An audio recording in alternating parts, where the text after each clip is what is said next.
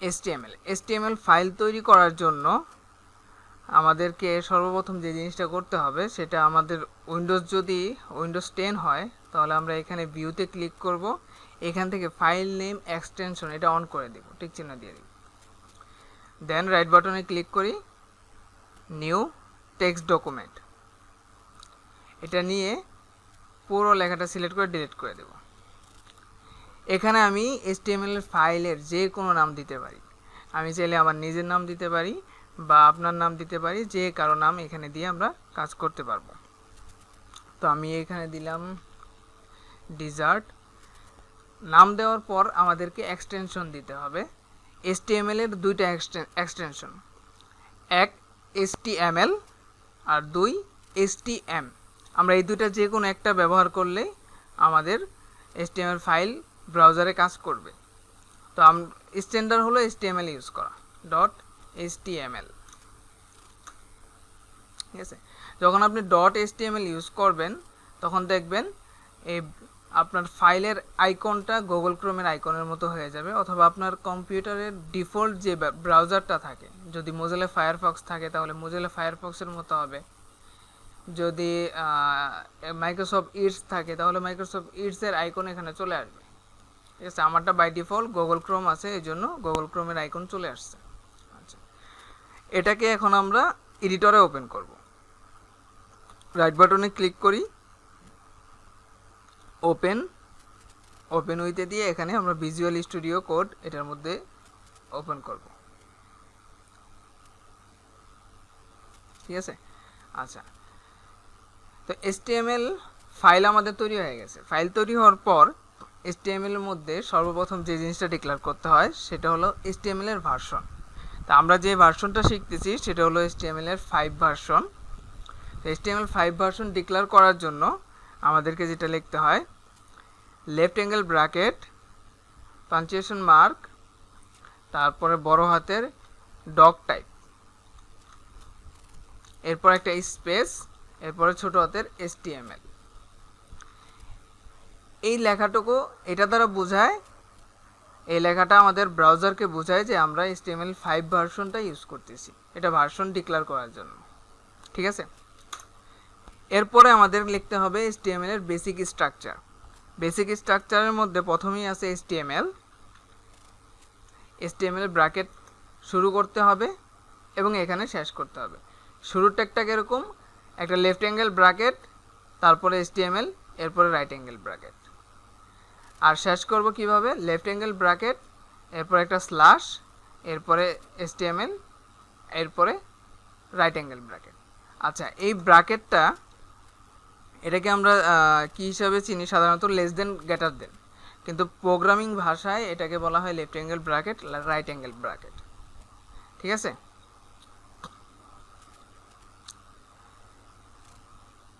HTML লেখার পর আমাদের এখানে দুইটা জিনিস লিখতে হবে। একটা হলো হেড, HEAD, হেড। এরপরে হেডের নিচে আমাদের লিখতে হবে বডি। এই তিনটা ট্যাগ হলো HTML এর বেসিক বা main tag, HTML, head and body. এই HTML এর ভিতরে আমাদের সবগুলো কাজ করতে হবে। এখানে দুইটা সেকশন, একটা হলো হেড আর একটা হলো বডি। হেডের মধ্যে কি ধরনের কাজ করা হয়, হেডে সাধারণত আমরা যদি ব্রাউজারে যাই তাহলে দেখতে পারবো এখানে লেখা আছে কি মিট, তারপরে এই একটা কোড লেখা আছে। এরকমভাবে আমরা যদি ট্রান্সলেট ওপেন করি তাহলে দেখবে এখানে লেখা আছে গুগল ট্রান্সলেট। এগুলো লিখতে হয় সব হেডের মধ্যে। এছাড়াও কোনো ফাইল অ্যাড করা, যেমন আমরা CSS অ্যাড করতে চাই, জাভাস্ক্রিপ্ট অ্যাড করতে চাই, যে কোয়েরি অ্যাড করতে চাই, অথবা বুটস্ট্র্যাপ অ্যাড করতে চাই, এরকম বিভিন্ন ধরনের বাহিরের যেই ফাইলগুলো থাকে এই ফাইলগুলো যদি আমরা আমাদের HTML এর সাথে অ্যাড করতে চাই সেক্ষেত্রে আমাদের এই হেডের মধ্যে কাজ করতে হবে। বডির মধ্যে আমরা কি কাজ করব, বডির মধ্যে আমাদের ওয়েবসাইটের যে মেইন স্ট্রাকচার বা ভিতরে যা থাকে, যেমন এখানে এই যে গুগল ট্রান্সলেটর থেকে শুরু করে নিচ অবধি যা আছে, আমরা যদি ইউটিউবে যাই ইউটিউবের মধ্যে যা পাবো সব কিছু এভরিথিং সব আমাদের এই বডির মধ্যে লিখতে হয়। ঠিক আছে, আচ্ছা, এরপরে আসি টাইটেলটা। এর আগে আমরা আমাদের ফাইলটাকে গুগল ক্রোমে ওপেন করে নিই।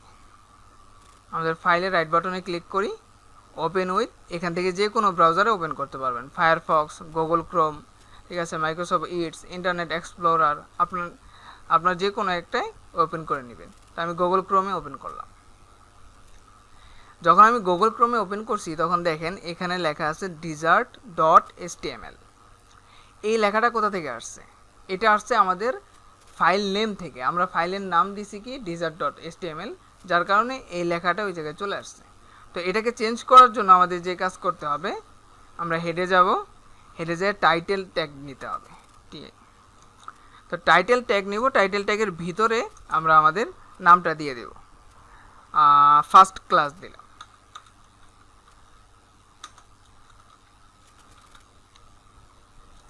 সেভ দিই, সেভ দিয়ে ব্রাউজারে যাই, যে এখানে একটা রিফ্রেশ করি। রিফ্রেশ করলে দেখবো আমাদের এই নামটা চেঞ্জ হয়ে গেছে।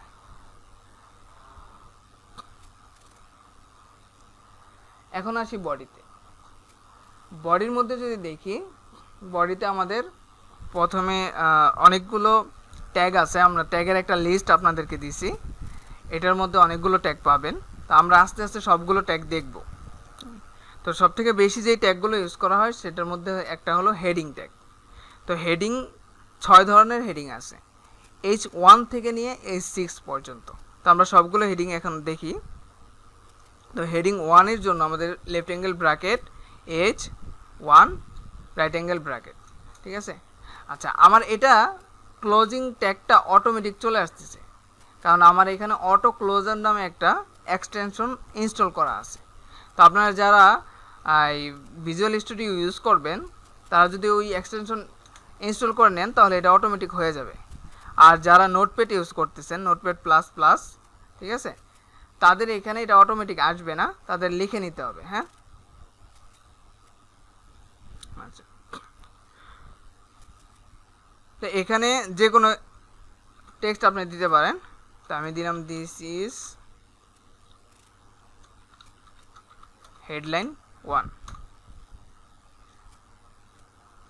কন্ট্রোল-S দিয়ে সেভ দিই, ব্রাউজারে যেয়ে রিফ্রেশ করি, আমাদের হেডলাইন 1 চলে আসছে। এরপরে সেমভাবে H2, এই লেখাটা আমরা কপি করে নিই, হেডলাইন 2। Same headline 3,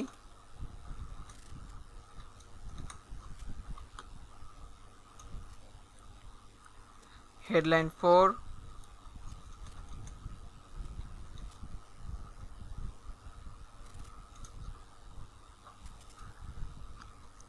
headline 5।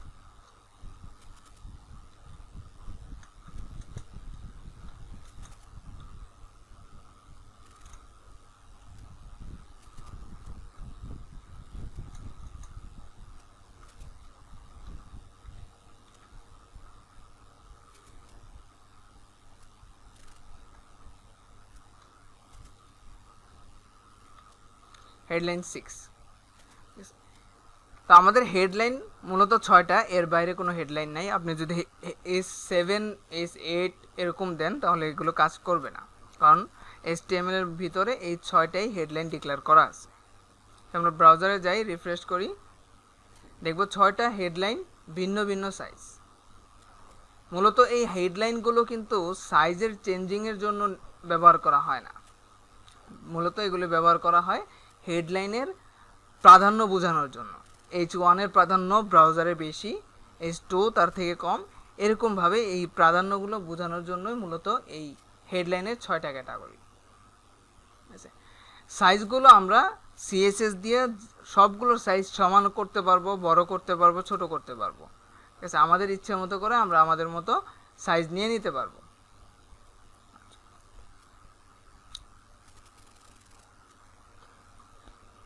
এরপরে যে ট্যাগটা সব থেকে বেশি ইউজ করা হয় সেটা হলো প্যারাগ্রাফ,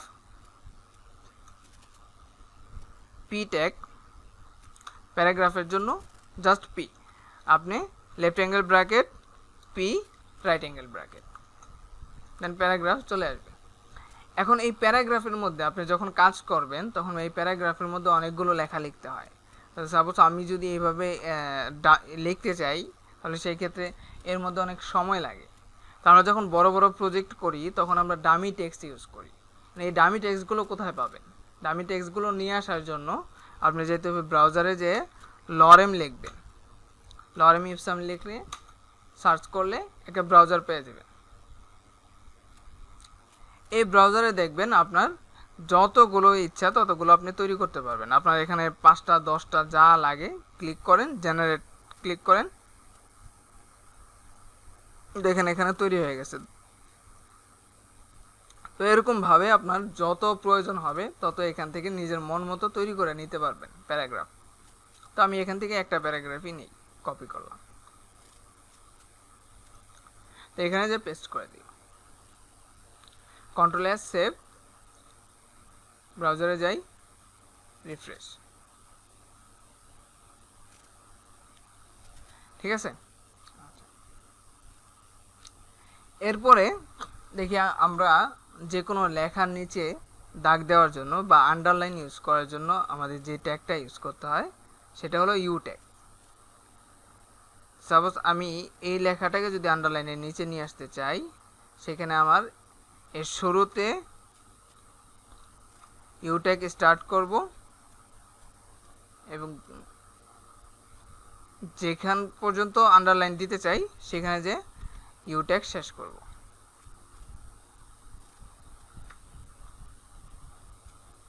ঠিক আছে, কন্ট্রোল এস দিই, ব্রাউজারে গেলে দেখব এখানে আন্ডারলাইন চলে আসছে। ঠিক আছে, আমি একটু জুম করে নিই, দেখতে সুবিধা হবে। ঠিক আছে, আন্ডারলাইন চলে আসছে। আচ্ছা, কোনো লেখাকে যদি বাঁকানোর প্রয়োজন হয়, যেটাকে ইটালিক বলা হয়, তো ইটালিক করতে গেলে আমাদের যে কোনো লেখার শুরুতে আই ট্যাগ নিতে হবে। সেমভাবে আই ট্যাগ ওপেন করব এবং যেই পর্যন্ত লেখা আমার বাঁকা প্রয়োজন হবে সেখানে যে এটা শেষ করব। এখানে শুরু করলাম, এখানে শেষ করলাম। ব্রাউজারে যাই, রিফ্রেশ করি, দেখব আমাদের এই অংশটুকু পুরোপুরি আন্ডারলাইন হয়ে গেছে। সেম এরপরে কোনো লেখাকে যদি আমাদের মোটা করার প্রয়োজন হয়, যেটাকে আমরা বোল্ড বলি, তো বোল্ড করার প্রয়োজন হয় তাহলে আমাদের লিখতে হবে,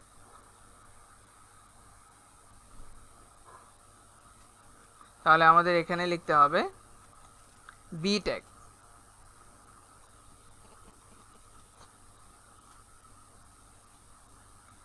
বি ট্যাগ শুরু করব এবং যেখানে যে পর্যন্ত বোল্ড করতে চাই সেখানে যে বি ট্যাগ শেষ করব।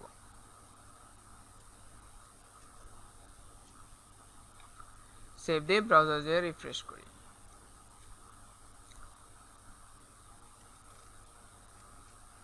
দেখব আমার এই লেখাটুকু মোটা হয়ে গেছে। এই বোল্ড করার জন্য বি ট্যাগ এবং আন্ডারলাইন ইতালিক করার জন্য আই ট্যাগ, এই দুইটাকে HTML5 ভার্সনে বাদ দেওয়া হয়েছে।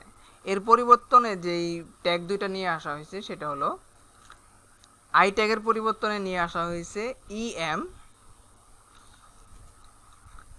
ইএম ট্যাগ বা এমফ্যাসিস বলা হয়।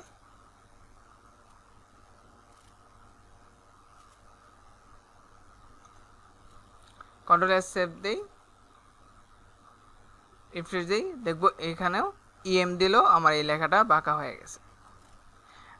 ইএমটা সবসময় আমরা ইউজ করব কারণ ইএমটা এসইও ফ্রেন্ডলি, এটা এসইও ফ্রেন্ডলি না, এই জন্য এটাকে HTML5 ভার্সনে বাদ দেওয়া হয়েছে। এরপরে বোল্ডের পরিবর্তে যেটা এসইও ফ্রেন্ডলি ট্যাগ নিয়ে আসা হয়েছে সেটা হলো স্ট্রং। স্ট্রং শুরু করলাম, যে পর্যন্ত লেখাটা আমি মোটা করতে চাই সেখানে যে শেষ করলাম। সেভ, ব্রাউজারে রিফ্রেশ করি। দেখবে এটাও বোল্ড হয়ে গেছে। তো ডিফারেন্ট কি এই দুটার মাঝে? বি ট্যাগ এটা এসইও ফ্রেন্ডলি না এবং এটাকে HTML5 ভার্সনে বাদ দেওয়া হয়েছে। আর স্ট্রং ট্যাগ এটা এসইও ফ্রেন্ডলি এবং এটাকে HTML5 ভার্সনে এটাকে ইনক্লুড করা হয়েছে। তো এতটুকু বুঝতে পারছেন সবাই? সেভ কোথায় করতেছেন সেটা বুঝতে পারেন নাই। আচ্ছা, আমরা এখানে কিন্তু ফাইলটা আগে তৈরি করে নিছি না? এই ফাইলটা আমরা এখানে কি করছি? ওপেন করছি। এতটুকু বুঝছেন তো? আচ্ছা, আমরা যখন সেভ করতেছি কন্ট্রোল এস দিয়ে, এই ফাইলের মধ্যেই বারবার সেভ হয়ে যাচ্ছে। ওটা তো কিবোর্ডে কন্ট্রোল এস চাপতে, তাহলে সেভ হতো, কিন্তু ফোনের দ্বারা কি করতে হবে? ওটা কি কোনো অপশন আছে সেভ করার? ফোনে, হ্যাঁ, ফোনে যখন করবেন তখন ওই যে এ কোড বা কোডা যেটাই ইউজ করেন, সেখানে দেখবেন উপরে আপনি পাবেন বা 3 ডট আইকন থাকবে বা যে কোনো একটা অপশন থাকবে।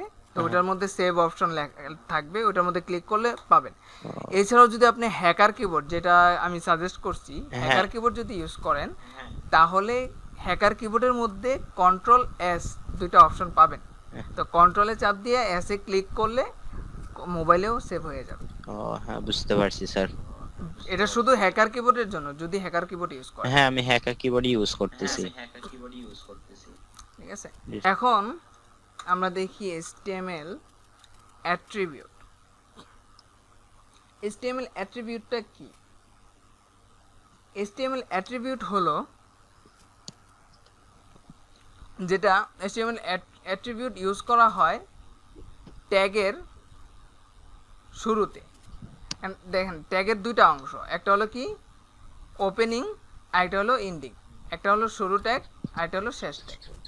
ঠিক আছে, তো অ্যাট্রিবিউট সবসময় ইউজ করা হয় ওপেনিং ট্যাগের শেষে একটা স্পেস দিয়ে। ঠিক আছে, ওপেনিং ট্যাগের শেষে একটা স্পেস দিয়ে অ্যাট্রিবিউট ইউজ করতে হয়। এখন অ্যাট্রিবিউট কীভাবে ইউজ করতে হয় বা অ্যাট্রিবিউটের সিনট্যাক্স কি? সিনট্যাক্স হলো প্রথমে অ্যাট্রিবিউট নেম, এরপরে একটা সমান চিহ্ন দিতে হয়, এরপরে ইনভার্টেড কমা দিতে হয় এবং এই ইনভার্টেড কমার ভিতরে এই অ্যাট্রিবিউটের ভ্যালু পাস করতে হয়। এতটুকু বুঝছেন? অ্যাট্রিবিউটের নেম দিতে হবে, তারপরে ইকুয়াল, এরপরে ইনভার্টেড কমা, এর ভিতরে এই দুটো ইনভার্টেড কমার মাঝখানে আমাদের এই অ্যাট্রিবিউটের ভ্যালু দিতে হবে। আচ্ছা, আমরা একটা অ্যাট্রিবিউট দেখি। স্যার আরেকবার বলবেন, একটু বুঝতে সমস্যা হয়েছে। ওকে, অ্যাট্রিবিউটটা ইউজ করতে হয় ট্যাগের ওপেনিং ট্যাগের শুরুতে, ওপেনিং ট্যাগের শেষে একটা স্পেস দিয়ে এখানে অ্যাট্রিবিউট ইউজ করতে হয়। অ্যাট্রিবিউট ইউজ কিভাবে করব? অ্যাট্রিবিউট ইউজ করার জন্য আমাদের প্রথমে নেম, অ্যাট্রিবিউটের নেম, তারপরে একটা ইকুয়াল, এরপরে ইনভার্টেড কমা, এই ইনভার্টেড কমার মাঝখানে আমাদের অ্যাট্রিবিউটের ভ্যালু দিতে হবে।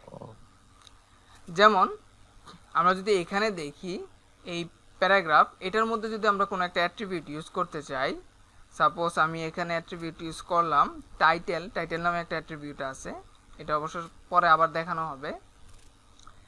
টাইটেল কী করলাম? এটা হলো টাইটেল, হলো অ্যাট্রিবিউটের নেম, এরপরে দিছি সমান সমান চিহ্ন, এরপরে ইনভার্টেড কমা। এই ইনভার্টেড কমার ভিতরে আমি ভ্যালু পাস করব। এখন ভ্যালু যেটা হয় এই অ্যাট্রিবিউটের ভ্যালু, তো আমি এই অ্যাট্রিবিউটের ভ্যালু আপাতত হ্যালো দিলাম। ঠিক আছে, তো এমনিভাবে আমাদের অ্যাট্রিবিউট ইউজ করতে হয়। ঠিক আছে, আচ্ছা, তো এর মধ্যে আমরা একটা লিঙ্ক ট্যাগ বা অ্যাঙ্কর ট্যাগ যেটাকে বলা হয়, অ্যাঙ্কর ট্যাগ ইউজ করা দেখি। যে কোনো কিছুকে লিঙ্ক আপ করানোর জন্য, যেমন আমরা ক্লিক করলে যে কিছু হয়, সাপোজ আমি যদি ইউটিউবে যাই বা এখানেই যদি যাই, এখানে যখন আমি 10 লিখলাম, লেখার পর জেনারেট লরেম ইপসাম এটার মধ্যে ক্লিক করলাম, ক্লিক করার সাথে সাথে কিন্তু আমার একটা রেজাল্ট প্রোভাইড করছে, ঠিক না? এই যে ক্লিক করার কাজগুলো, এগুলো কাজ করা হয় অ্যাঙ্কর ট্যাগ দিয়ে। তো আমরা অ্যাঙ্কর ট্যাগ নেই, সরি, অ্যাঙ্কর ট্যাগ নেওয়ার জন্য লেফট অ্যাঙ্গেল ব্র্যাকেট এ, রাইট অ্যাঙ্গেল ব্র্যাকেট শুরু এবং শেষ ট্যাগ। এই অ্যাঙ্কর ট্যাগের মধ্যে আপনাদের ভ্যালু দিতে হবে, সরি অ্যাট্রিবিউট পাস করতে হবে।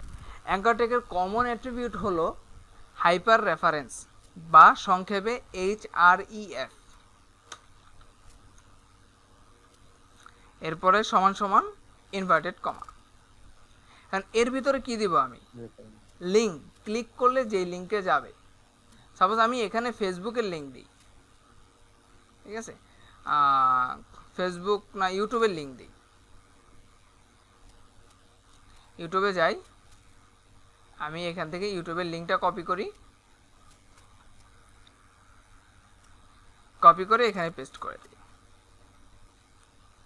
কন্ট্রোল এস সেভ দিই, ব্রাউজারে যাই, এখানে ক্লিক করি। আমার এখানে কোনো চেঞ্জ আছে? কোনো চেঞ্জ নাই। চেঞ্জ নাই কেন? কারণ হলো আমরা লিঙ্ক তো দিয়ে দিছি, ক্লিক করলে কোথায় যাবে, বাট ক্লিক যে করব, কোথায় ক্লিক করব সেই জিনিসটা দেই নেই। তো এই জন্য আমাদের এখানে লিখে দেই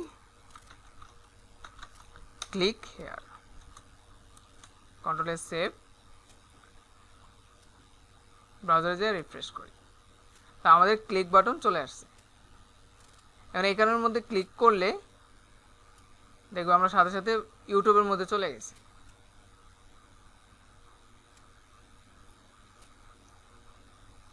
বুঝতে পারছেন?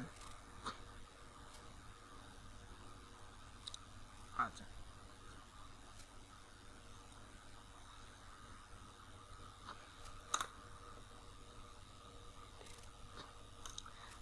সেম একই আরও একটা বিষয় আছে এই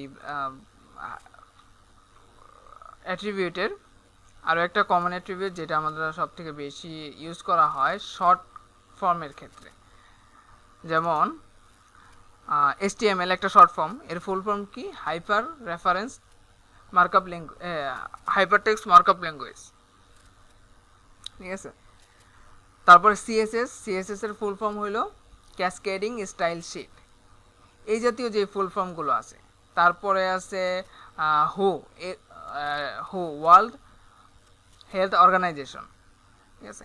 এই জাতীয় শর্ট ফর্মগুলো যদি আমরা লিখতে চাই সেক্ষেত্রে আমাদের ইউজ করতে হবে ABBR বা abbreviation tag. ABBR tag open করলাম এবং ক্লোজ করলাম।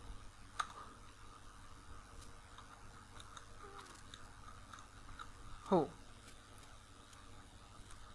এটা হলো কি শর্ট ফর্ম। এটার ফুল ফর্মটা আমরা যখন লিখতে যাব তখন আমাদের কি করতে হবে, এই ABBR ট্যাগের শুরু, ABBR ওপেন ট্যাগের শেষে একটা স্পেস দিয়ে টাইটেল লিখব, এর ভিতরে আমাদের ফুল ফর্মটা দিয়ে দিতে হবে। ফুল ফর্মটা আমরা নেই,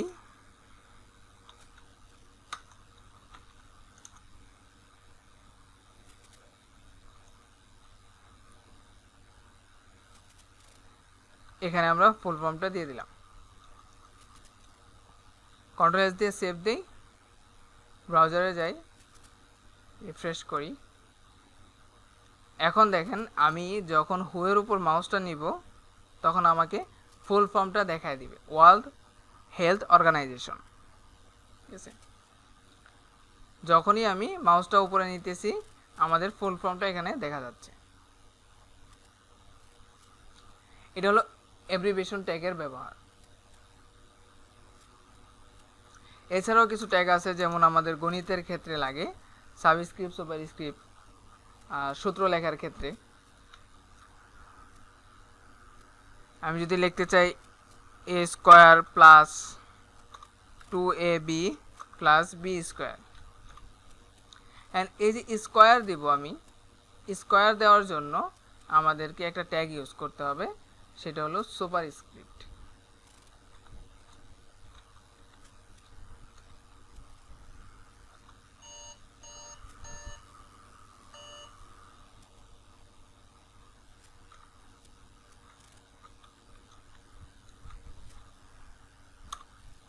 কন্ট্রোল এস সেভ, ব্রাউজারে যে রিফ্রেশ করি, দেখবো আমাদের এই যে স্কোয়ার হয়ে গেছে।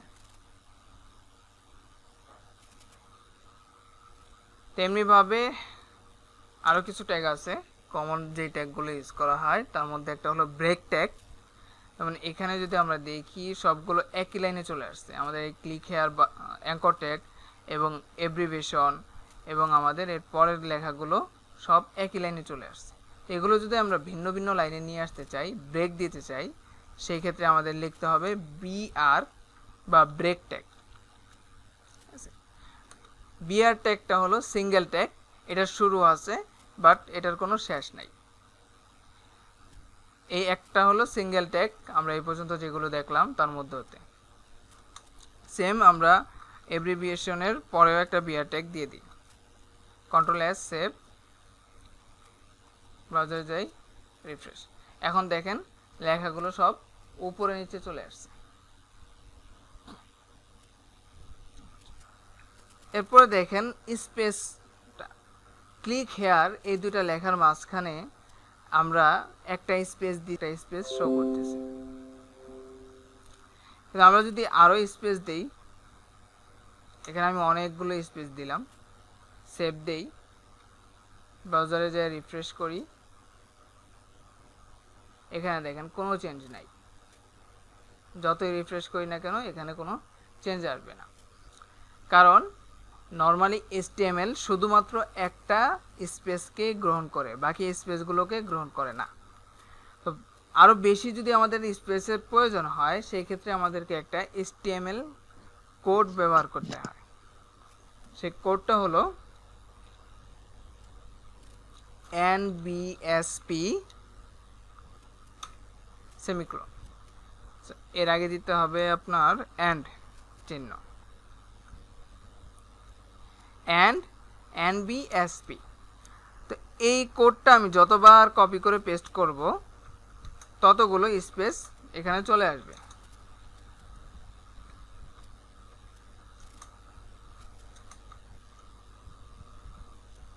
কন্ট্রোল এস সেভ দিই। এখন ব্রাউজারে যে রিফ্রেশ করি, দেখব ক্লিক এবং হেয়ারের মাঝখানে অনেক স্পেস চলে আসছে। এরকমভাবে আমাদের যত স্পেস প্রয়োজন আমরা এখানে নিয়ে নিতে পারবো। যদিও এছাড়া এখন CSS এর মাধ্যমেও এই কাজটা করা যায়, ঠিক আছে। CSS 3-তে নতুন ট্যাগ নিয়ে আসা হয়েছে এই কাজের জন্য। আচ্ছা,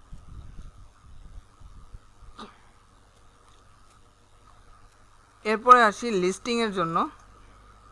এরপরে আমাদের যে জিনিসটা সবথেকে বেশি ইউজ করা হয় সেটা হলো লিস্টিং।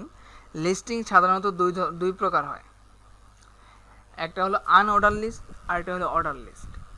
আনঅর্ডার লিস্ট হলো যেই লিস্টের শুরুতে স্যাম্বল দিয়ে তৈরি হয়, যে লিস্টের শুরু হয় স্যাম্বল দিয়ে। আর অর্ডার লিস্ট যে লিস্টের শুরু হয় 1 2 3 4 5 ABCD এই জাতীয় সংখ্যা বা নাম্বার দিয়ে। তো প্রথমে আমরা দেখি আনঅর্ডার লিস্ট, কারণ আনঅর্ডার লিস্টটাই সব থেকে বেশি ইউজ করা হয়। আনঅর্ডার লিস্ট ইউজ করার জন্য আমাদেরকে প্রথমে লিখতে হবে UN,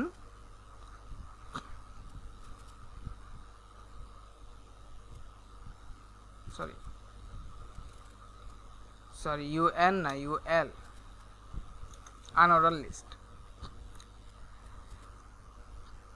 এবং এর ভিতরে লিখতে হবে LI মিন্স লিস্ট। এই LI এর ভিতরে আমরা আমাদের লিস্টগুলো লিখতে পারবো। যেমন আমি এখানে লিখি লিস্ট 1,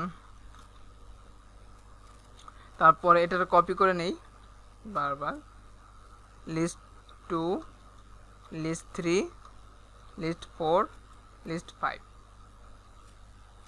কন্ট্রোল এস সেভ করি, ব্রাউজারে যাই, রিফ্রেশ করি, দেখব এখানে লিস্ট চলে আসছে শুরুতে স্যাম্বল দিয়ে। এটা হলো আনঅর্ডার লিস্ট, যেটা শুরু হয় স্যাম্বল দিয়ে। এই স্যাম্বলগুলো আমরা চেঞ্জ করতে পারবো। সাধারণত অনেকগুলো স্যাম্বল বাই ডিফল্ট ইউজ করা যায়। তো স্যাম্বল চেঞ্জ করার জন্য আমরা UL ট্যাগের ওপেনিং ট্যাগের শেষে একটা স্পেস দিয়ে এখানে লিখব type, TYPE type equal inverted comma. এখন এই জায়গায় আমাদের লিখে দিতে হবে আমরা কি ধরনের স্যাম্পল চাই। তো যদি আমরা লিখি এখানে স্কয়ার, কন্ট্রোল এস দিয়ে সেভ করি, ব্রাউজার রিফ্রেশ করি, তাহলে দেখব এই স্যাম্পলগুলো স্কয়ার স্যাম্পল চলে আসছে। আবার যদি লিখি ডিস্ক,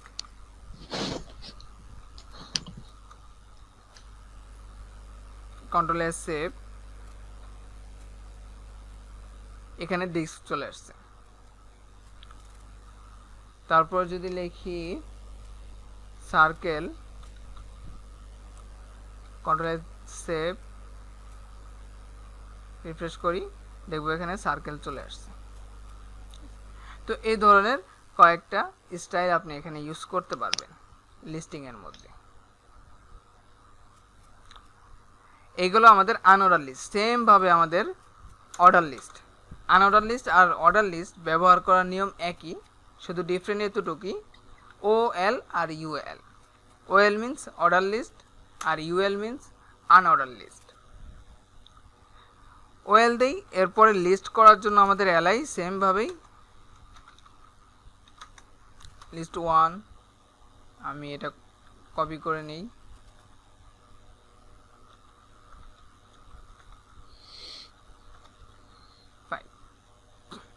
কন্ট্রোল এস সেভ দিই, ব্রাউজারে যেয়ে রিফ্রেশ করি,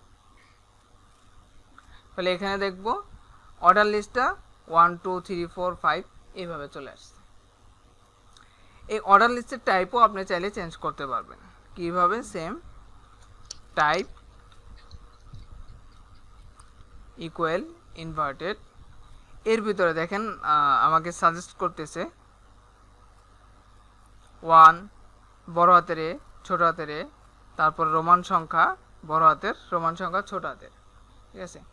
তো আমি রোমান সংখ্যা ছোট হাতের দিই, আই, কন্ট্রোল এস সেভ, ব্রাউজারে যেয়ে যখন রিফ্রেশ করব দেখেন রোমান সংখ্যা চলে আসছে।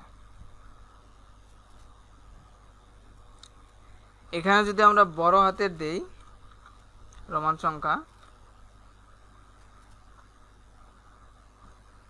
তাহলে বড় হাতের সব চলে আসছে। যদি ABCD দিতে চাই তাহলে ছোট হাতের ABCD দিতে চাইলে ছোট হাতের A, সেভ করে রিফ্রেশ করি, ABCD চলে আসছে। বড় হাতের দিতে চাইলে বড় হাতের A, রিফ্রেশ করি, বড় হাতের চলে আসছে। সেম 1 2 3 4 দিতে চাইলে 1 লিখি, সেভ করি, রিফ্রেশ করি, 1 2 3 4 চলে আসছে। তবে এই ক্ষেত্রে মনে রাখবেন দ্বিতীয় ভ্যালু দেওয়া যাবে না। যেরকম আমি এখানে 1 ইউজ করতে পারবো, 2 না। A ইউজ করতে পারবো কিন্তু B ইউজ করতে পারবো না। যদি B ইউজ করি তাহলে কোনো ধরনের রেজাল্ট দিবে না। এই 1 2 3 4ই থেকে যাবে ডিফল্ট, যেহেতু 1 2 3 4 ব্রাউজারের ডিফল্ট, এই জন্য এটা থেকে যাব। আমাদের B কাজ করবে না। আমি রোমান সংখ্যা যদি আমি রোমান সংখ্যায় 2 লিখি তাহলে দেখবো এখানে কাজ করবে না, রোমান সংখ্যাও কাজ করবে না। তো আমাদের প্রথম ভ্যালুটা দিতে হবে সব সময়, দ্বিতীয় ভ্যালু কখনোই কাজ করবে না।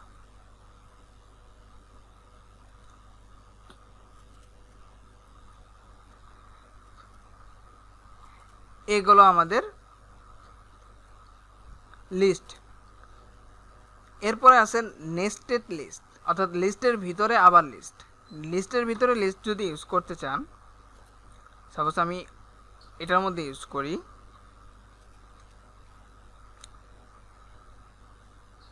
অনেক ক্ষেত্রে আমাদের প্রয়োজন হয় এটা। যেমন এখানে আমি 1 2 3 4 লিখলাম, তো 2 এর আন্ডারে আমি চাইতেছি 2 এর আন্ডারে আরও কয়েকটা লিস্ট থাকবে।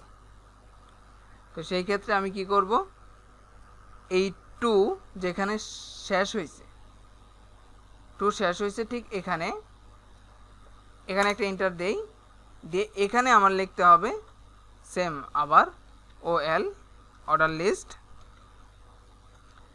সেমভাবে এখানে আবার আমি লিস্ট তৈরি করব, ঠিক আছে। আমি লিখলাম sub list 1, sublist 2 and sublist 3। Control S save দিই, ব্রাউজারে রিফ্রেশ করি, তাহলে দেখব সেম এখানে চলে আসছে। আচ্ছা, এখন এই সাবলিস্টের যে আইকন এইগুলো আছে 1 2 3, আমি এটাকে রোমান সংখ্যা বা এবিসিডিতে করে দিই। তাহলে কি করতে হবে, এই যে দ্বিতীয়বার যে আমি ওএল নিছি এটার টাইপটা চেঞ্জ করে দিতে হবে। আমি ছোট হাতের এ দিলাম, কন্ট্রোল এস সেভ, ব্রাউজারে যাই, রিফ্রেশ করি, তাহলে দেখব এটা চেঞ্জ হয়ে গেছে। এটা কিন্তু ঠিক আছে, ঠিক আছে। 1 2 2 এর আন্ডারে সাবলিস্ট আছে এ বি সি, এবং পরে 3 4 5।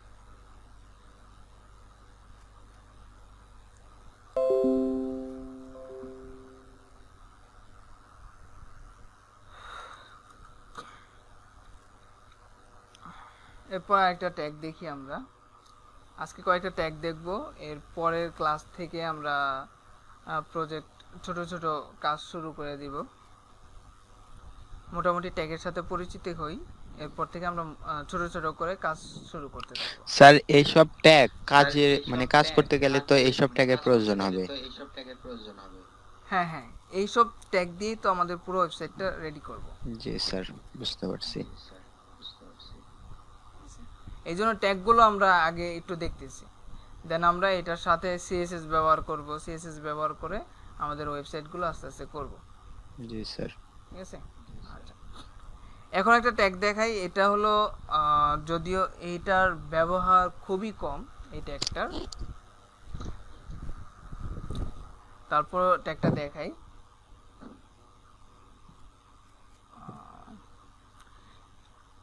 সেটা হলো মার্কিও ট্যাগ। মার্কিও ট্যাগটা হলো মূলত এক ধরনের অ্যানিমেশন।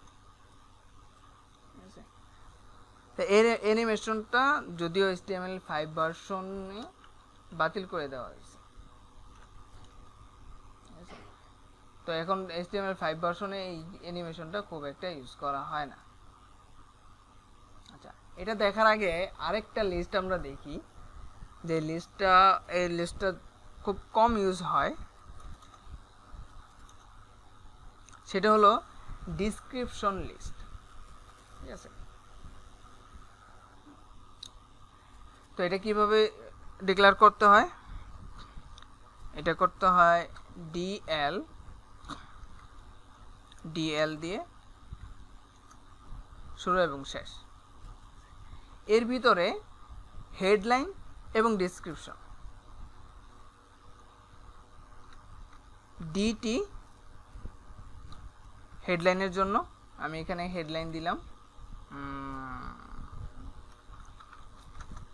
ফার্স্ট ক্লাস, এবং এর ডিসক্রিপশন এখানে ডিক্লেয়ার করলাম ডিডি। ডিসক্রিপশন ডিক্লেয়ার করার জন্য ডিডি দিয়ে এখানে ডিসক্রিপশন দিতে হয়। তো এখানে আমি দিলাম আওর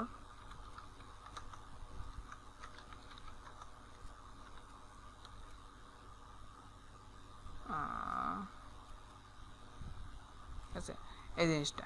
এখন কন্ট্রোল এস দিয়ে সেভ করি, ব্রাউজার রিফ্রেশ করি, এখানে দেখেন চেঞ্জিংটা কি হয়েছে। এটা হলো, এটা খুব কম ইউজ হয়, এটা হলো আপনার হেডলাইনটা থাকবে এবং তার ডিসক্রিপশনটা থাকবে হেডলাইন থেকে একটু ভিতর দিকে। আরও কয়েকটা যদি সেমভাবে ইউজ করি, কপি করে পেস্ট করলাম, সেকেন্ড থার্ড,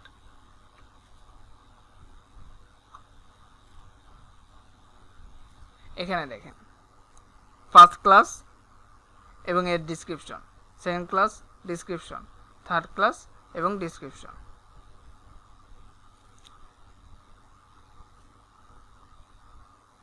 ঠিক আছে, এই হলো ডিসক্রিপশন ট্যাগের কাজ।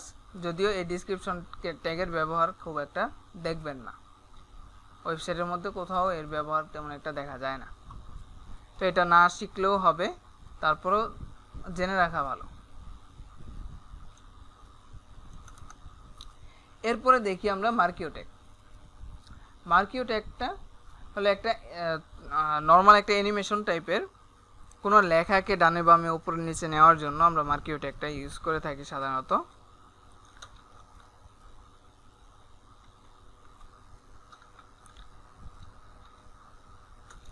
মার্কিও ট্যাগ শুরু করলাম, শেষ করলাম, এর ভিতরে আমি লিখলাম অ্যানিমেশন, কন্ট্রোল এস দিয়ে সেভ দিই, ব্রাউজারে যেয়ে রিফ্রেশ করি। রিফ্রেশ করলে দেখব এই যে আমাদের লেখাটা অ্যানিমেশনের মতো কম্পিউটারের এক সাইড থেকে আরেক সাইডে যাবে।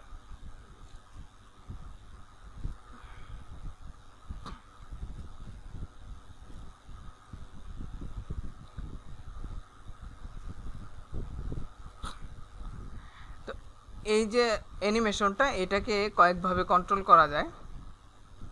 এর জন্য কয়েকটা অ্যাট্রিবিউট আছে, এই অ্যাট্রিবিউটগুলো ইউজ করে এটাকে কন্ট্রোল করা পসিবল।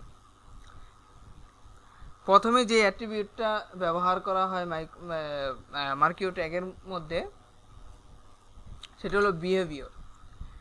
এটা কি ধরনের আচরণ করবে, ঠিক আছে? এটা কি স্ক্রল হবে? স্ক্রলটা বাই ডিফল্ট থাকে, এখন যেটা হইতেছে সেটাই হলো স্ক্রল। এছাড়াও আরও আছে স্লাইড এবং অল্টারনেট। তো লিখি বিহেভিয়ার,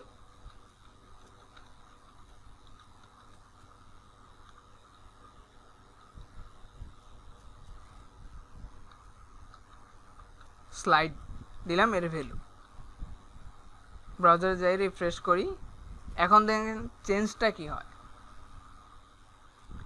এর আগে কি হয়েছে, অ্যানিমেশনটা কম্পিউটারের শেষে চলে যায়, আবার নতুন করে শুরু হচ্ছে।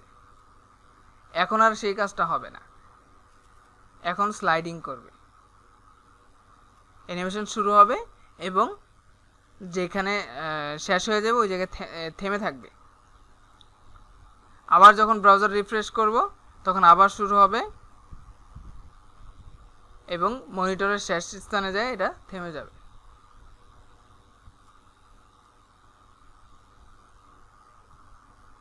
এটা হলো স্লাইডিং। আর স্ক্রল তো আমরা প্রথমেই দেখছি। এরপরে আছে অল্টারনেট। যখন আপনি অল্টারনেট ইউজ করবেন তখন দেখবেন এটা ডান থেকে বামে যাবে, বাম থেকে ডানে যাবে।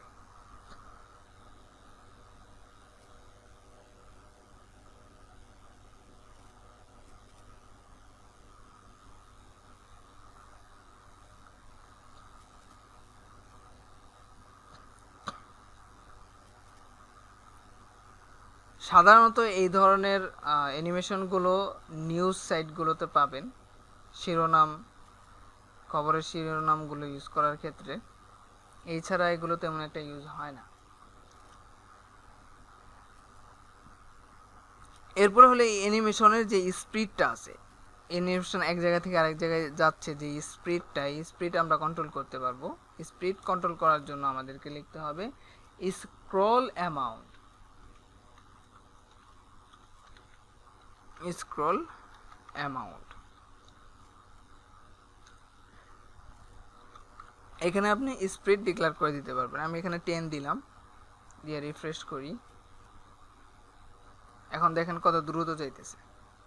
আমি যদি ভ্যালুটা আরো বাড়ায় দিই, 20 দিই,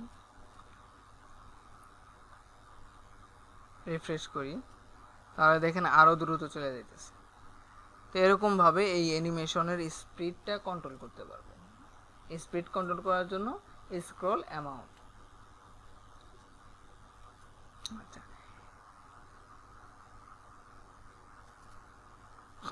এরপর আরেকটা আছে, সেটা হলো ডাইরেকশন। ডাইরেকশন বলতে এখানে দেখেন আমরা যখন অ্যানিমেশনটা স্টার্ট করতেছি, ব্রাউজারটা রিফ্রেশ দিতেছি, অ্যানিমেশন স্টার্ট হইতেছে ডান দিক থেকে, ঠিক আছে? তো এটাকে আমরা কন্ট্রোল করতে পারবো, কোন দিক থেকে শুরু হবে, কোথায় যায় শেষ হবে। তো ডিরেকশন, এর জন্য লিখতে হবে আমাদের ডাইরেকশন।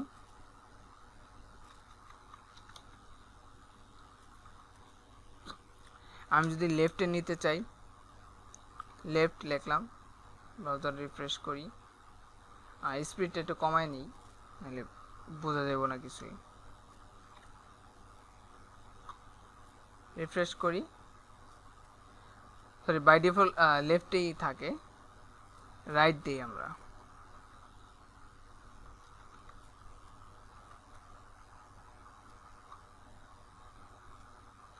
এখন দেখবেন এই দিক থেকে শুরু হবে, ডান দিকে যাবে, বাম থেকে শুরু হবে, ডানে যাবে। আমি যদি টপ দেই তাহলে নিচ থেকে শুরু হয়ে উপর দিকে যাবে।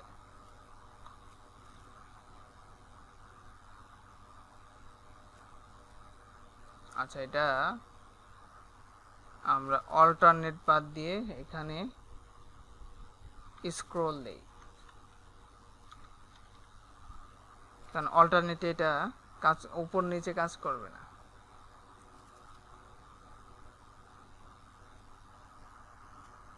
ডাইরেকশন টপ টপ টপটা কাজ করতেছে না কেন? সরি, ও আচ্ছা আচ্ছা আচ্ছা, সরি, টপ হবে না, এটা আপ হবে। হ্যাঁ, ঠিক আছে। এই যে দেখেন উপরের দিকে যাইতেছে। আমি স্ক্রল অ্যামাউন্ট একদম কমাই দিই।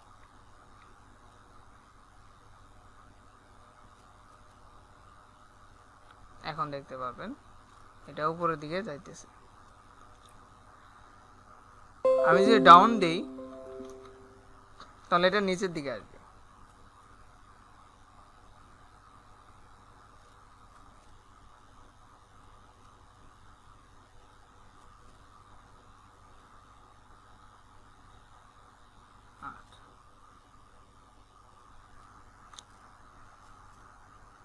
বাই ডিফল্ট লেফট থেকে আমরা এটা লেফট করে দিই। এরপরে দেখি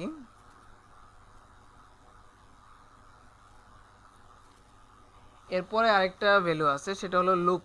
লুপ বলতে এই অ্যানিমেশনটা কতবার হবে, ঠিক আছে। বাই ডিফল্ট যেটা থাকে সেটা হলো অল্টারনেটিভ, অর্থাৎ আনলিমিটেড হবে। তো আমরা এটাকে চাইলে কন্ট্রোল করতে পারি। কন্ট্রোল করার জন্য আমাদের এখানে লিখতে হবে লুপ,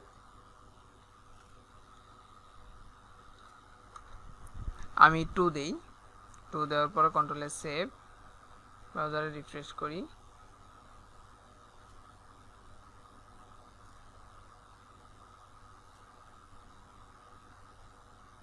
একবার,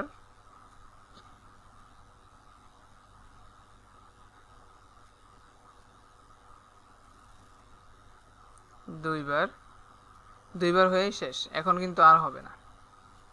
আবার যখন রিফ্রেশ করব তখন আবার সেম দুইবার হবে, দুইবার হয়ে গেলে শেষ, এরপরে আর হবে না। এরকমভাবে আমরা লুপকে কন্ট্রোল করতে পারি।